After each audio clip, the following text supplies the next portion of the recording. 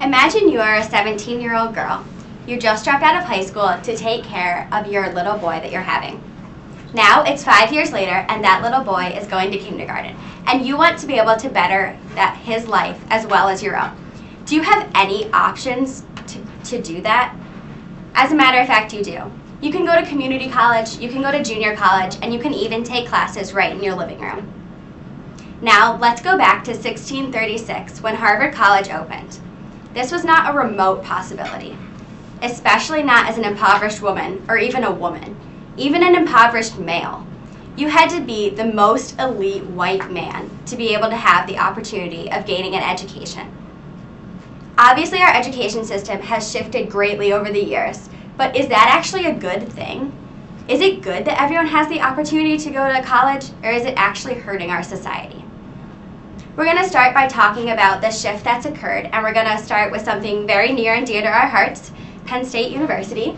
So this is a graph of how Penn State originated and has shifted into the greater numbers that it now sees. It originated in 1855 as part of the Morrill Act, which established many land-grant universities, which were focused on agriculture, engineering, and mining for the majority. And it started off by being a public university, and this was the first time that people outside of the elite could gain an education. So the upper middle class were actually also earning an education. We see our next big shift in 1945 after World War II when the GI Bill was passed, and this showed people that the average person could gain an education because veterans were coming back from the war and they were going to school for either next to nothing or actually basically nothing. This was the first time that people outside of the upper echelon were earning an education. And then in 1970 to 1975, we see our next big shift. So that's the generation of World War II. Their kids are now going to school, and we're actually still seeing that phenomenon today. If your parents went to school, you are 96% more likely to go to school. This is also the time when community colleges and junior colleges are being established. So there's a sheer volume of colleges that simply didn't exist prior to this time. The next big shift is in 2005, and it's the most recent shift. If you can look at the graph, there's a very faint green line where you see the world campus of Penn State was established. And this allows people in Bangladesh and people sitting in their living room to earn the same exact degree that you and I are earning right here at University Park. So hopefully I've proved to you that there is a shift in education and that there has been a shift. And this is monumental because it allows people outside of the upper echelon to be able to go to college. But the thing is, are we using education as it was meant to be used? It used to be that you had to strive so hard to gain a degree. You had to work astronomically hard.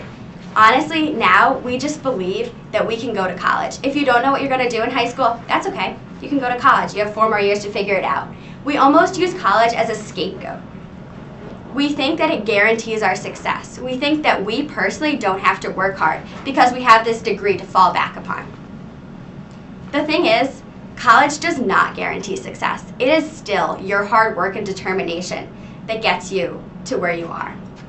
The thing is also, you can have a great life without putting yourself in incredible debt. These people, they say that after 7 years of the university education, the majority of what they got is student debt. You don't need that to succeed. The majority of the people who are successful in our country didn't go to college. The main people, the highest echelon people, Mark Zuckerberg and people that have established great companies didn't gain a college degree. You can work in New York City as a waste management facilitator and you can earn 6 figures. You can also go to college for 5 years, become a teacher, and never earn close to that. So we need to stop thinking that college is going to guarantee us success. We need to stop allowing ourselves to be sucked into this facade. So I challenge you to think about your own education. Think about your parents' education. And think about your children's education. How are they different? And if you believe that there too is a facade going on, how are you going to change it?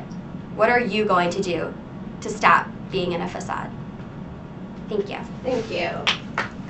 Great.